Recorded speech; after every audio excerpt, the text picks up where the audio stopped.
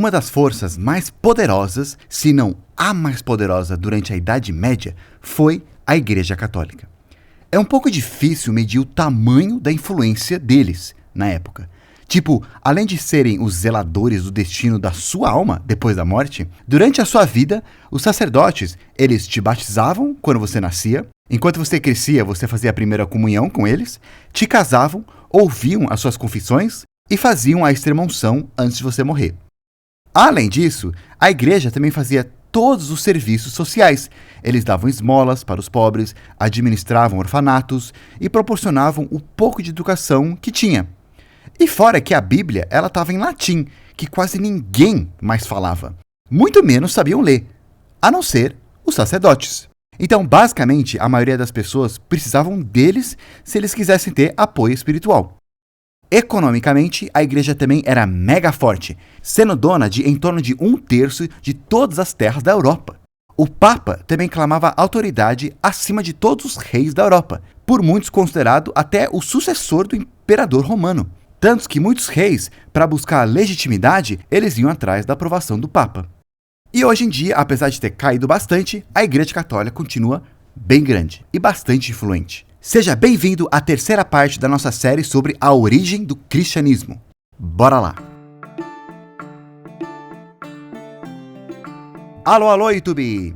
Se você ainda não viu a parte 1 e 2, eu vou deixar o link aqui na descrição e também no comentário fixado abaixo. Lembrando que esses vídeos é uma visão mais histórica e ela não é baseada no que cada igreja diz ser a origem, porque cada um diz uma coisa diferente. Então já curte aí, se inscreve se você ainda não fez, para principalmente apoiar o canal e a gente poder continuar fazendo vídeos desse tipo. Então tá, a gente começou falando lá desde o judaísmo antigo, antes de Cristo. Depois veio Cristo e a gente falou sobre a igreja primitiva, o concílio de Nicéia, que basicamente estabeleceu toda a estrutura da crença do cristianismo convencional. A maioria dos cristãos hoje em dia aceitam o credo de Nicéia, que é esse documento que surgiu depois desse concílio. Aí depois começou a ter algumas divisões na igreja. Algumas pessoas, algumas cidades decidiram seguir seus próprios caminhos. Mas a maior parte da igreja continuava forte, com essas 5 cidades sendo os principais centros dos cristianismos, a pentarquia. Mas aí veio o grande cisma do Ocidente, quando muitos cristãos se dividiram basicamente entre ortodoxos e os católicos. Lembrando que é errado dizer que a igreja católica ou a ortodoxa, eles começaram lá em 1054, quando teve esse grande cisma. O mais correto é dizer que eles começaram lá em torno do 1º século, mas que eram unidas até 1054. Também a gente viu um mega resumo de como era estruturado mais ou menos a igreja ortodoxa, e como talvez em breve possa haver mais um cisma, uma divisão entre os ortodoxos, principalmente os russos e os gregos. Agora, vamos lá do outro lado da Europa e ver como que ficou a igreja liderada pelo bispo de Roma, também chamado de Papa, a Igreja Católica Romana, ou Igreja Católica Apostólica Romana. Atualmente, essa é a maior igreja cristã do mundo, com mais de 50% de todos os cristãos, tendo mais de 1 bilhão de membros. Isso é muita gente. Ou seja, basicamente, se você pegar 7 pessoas aleatórias do mundo, é bem provável que pelo menos uma delas seja católica. Mas o maior erro que grande parte das pessoas fazem, inclusive muitos católicos, é achar que a igreja católica é uma única igreja.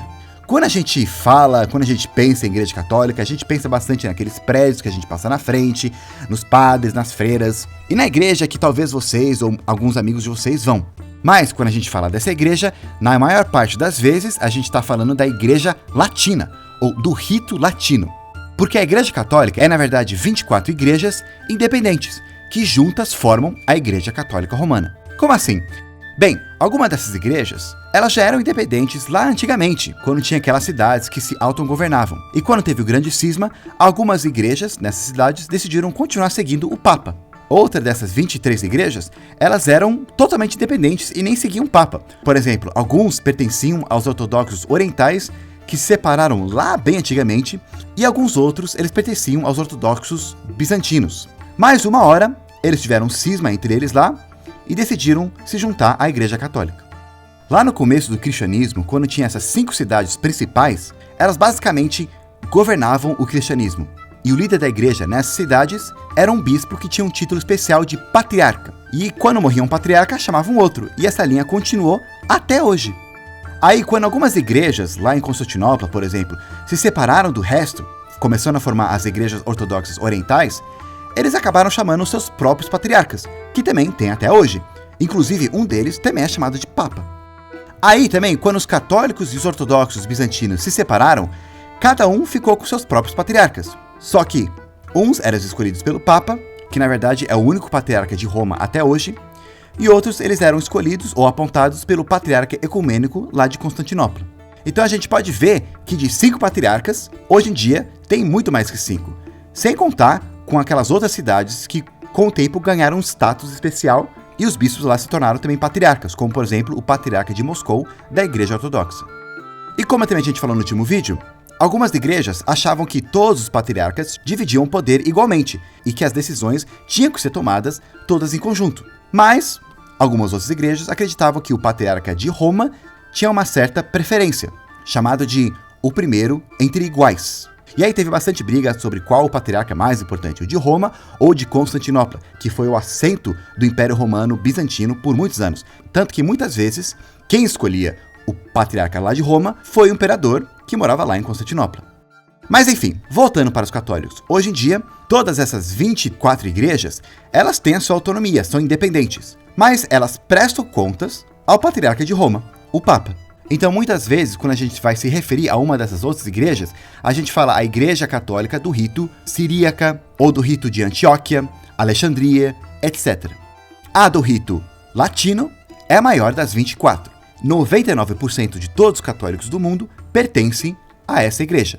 Ao invés de ser uma igreja mais localizada em um país, com alguns ramos no exterior, como no caso dos ortodoxos e também das igrejas católicas orientais, a Igreja Católica Latina, ela acabou se espalhando pelo mundo inteiro. Então, para se organizar, o que ela fez? Ela dividiu o mundo em centenas de províncias eclesiásticas. No Brasil, a gente tem 45. Algumas sendo bem grandes, no formato de um estado, outras sendo um combinado de alguns estados, e várias outras são pedacinhos. E como é que é organizada uma província? Então, dando um zoom, a gente consegue ver que dentro ela é dividida em áreas ainda menores, chamadas de dioceses. Cada diocese também é dividida em regiões episcopais, que, por fim, dando mais um, também é dividido em áreas menores, setores. Cada um tendo a sua própria paróquia, que é uma igreja. Normalmente esse prédio menor aqui. Tá, e quem cuida de tudo isso? Na paróquia, quem cuida é um sacerdote paroquial, também chamado de padre. E muitas vezes ele também pode cuidar de mais de uma paróquia.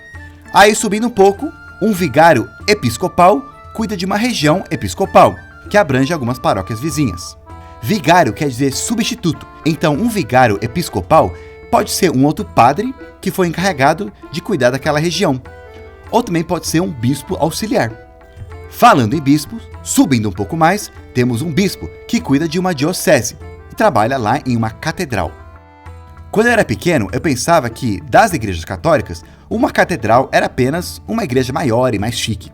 Mas não, além de ela ser uma igreja que também tem a missa, tem as reuniões, tudo lá fica o centro daquela diocese. E quem cuida de lá é um bispo, ao invés de padre.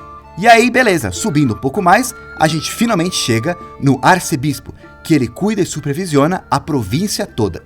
E onde que ele fica? Bem, dentro de uma província, uma das dioceses é tipo a capital daquela província, a sede. O bispo que trabalha lá, ele não só cuida de sua diocese, mas também das outras dioceses de sua província. Por isso que ele é chamado de arcebispo, e a sua diocese é chamada de arquidiocese. Então, grande parte das vezes, cada um desses líderes reporta para o outro, subindo uma escadinha. Mas pode variar dependendo da região e do país. Vamos ver um exemplo. Agora, eu estou morando em São Paulo, aqui no setor da Cursino. Ou seja, essa é a paróquia mais perto de mim, que é administrada por um padre. Essa paróquia, ela faz parte da região episcopal do Ipiranga, que junta várias paróquias aqui da região, administrado por um vigário episcopal. E aí, essa região, junto com outras, faz parte da Diocese de São Paulo, que a sede fica lá na Catedral da Sé, bem no centro da cidade, esse prédio bem grandão e bonito. E ela é administrada por um bispo. Essa diocese, junta com outras aqui, vizinhas, como a de Osasco, Guarulhos, Santo Amaro, elas juntas formam a província de São Paulo. Ah, aliás, como a diocese daqui onde eu moro Também ela é a sede da província toda. Ela é chamada, como eu falei, de arquidiocese, e o bispo que trabalha lá é um arcebispo. Tá aqui um mapa mais preciso para vocês verem todas as províncias eclesiásticas aqui de São Paulo. Eu tô nessa aqui de laranja. Se você buscar no Google, você consegue achar facilmente a província que você mora e qual a diocese também, ou arquidiocese. Aliás, se você mora em uma capital de um estado, é bem provável que você mora em uma arquidiocese, como essa aqui em Belém do Pará, que aliás, essa província não pega só metade do estado do Pará, como também o Amapá inteiro. Mas também tem algumas arquidioceses que ficam em cidades que não são capitais, como por exemplo aqui em Santarém, também no estado do Pará. E, para ajudar a organizar melhor o Brasil, ele também foi dividido em regiões como Norte 1, 2, 3, Nordeste 1, 2, 3, 4, 5 e assim vai. E cada região é administrada por uma diretoria. Tá, gente, eu sei, pode ser um pouco confuso, ainda mais para quem não é católico, como eu, por exemplo. Sem contar que esse padrão que eu peguei aqui é um padrão da província de São Paulo, mas outras províncias, outros lugares aqui do Brasil, ou outros lugares do mundo, eles podem ter algumas diferenças.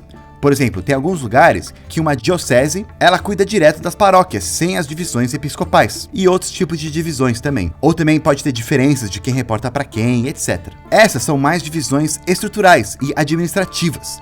Mas também tem outras que chamam de pastoreais, que são divisões mais focadas nas pessoas, e quem cuida de quem, e não focada no território, como o que a gente falou até agora. Ah, mas quem são esses caras de vermelho? Bem, esses são os cardeais. Eles são os assistentes do Papa pelo mundo. Eles, na verdade, também são bispos, e tecnicamente eles não têm um nível hierárquico mais alto que eles, mas eles têm funções diferentes, e uma das principais é escolher quem vai ser o próximo Papa, normalmente escolhendo um deles, que para um ser escolhido ele precisa de 2/3 da maioria dos votos. Além desses líderes que a gente falou, também tem, por exemplo, os diáconos, que são ministros mais locais, ordenados para ajudar uma igreja, uma paróquia, junto com o padre, muitas vezes ajudando e até executando alguns serviços lá na missa, ou em outras reuniões. Alguns diáconos são só ordenados para fazer esses trabalhos, e alguns outros são pessoas se preparando para um dia poder se tornar um padre. Outro personagem católico famoso, principalmente nos filmes, ainda mais de terror recentemente, que talvez você tenha visto, é uma freira. O que elas são? Bom, freiras são mulheres que consagraram as suas vidas para a igreja. Elas não fazem parte de um nível hierárquico.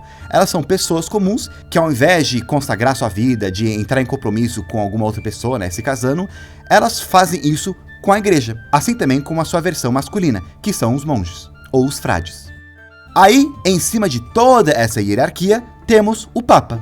Tecnicamente, Papa ele não é um título formal, é mais um termo honorífico que significa pai, para se referir ao bispo de Roma. Além desses dois, ele também tem os títulos como Supremo Pontífice da Igreja Católica, Patriarca da Igreja Latina, Servo dos Servos de Deus, etc. Mas chamar de pai, para algumas pessoas, é considerado mais carinhoso e principalmente mais fácil. Interessantemente, além do Papa ser tudo isso, ele tecnicamente também é o líder do menor país do mundo, o Vaticano, com a menor população do mundo também. Tá, e essas outras igrejas católicas que a gente falou, as orientais, elas só ficam nesses países? E o resto do mundo quem cuida é o rito latino? Não, elas também se espalharam um pouco. Inclusive, aqui no Brasil, existem algumas igrejas católicas orientais que vieram junto com alguns imigrantes, como a igreja melquita, maronita, católica ucraniana, siríaca e a da Armênia.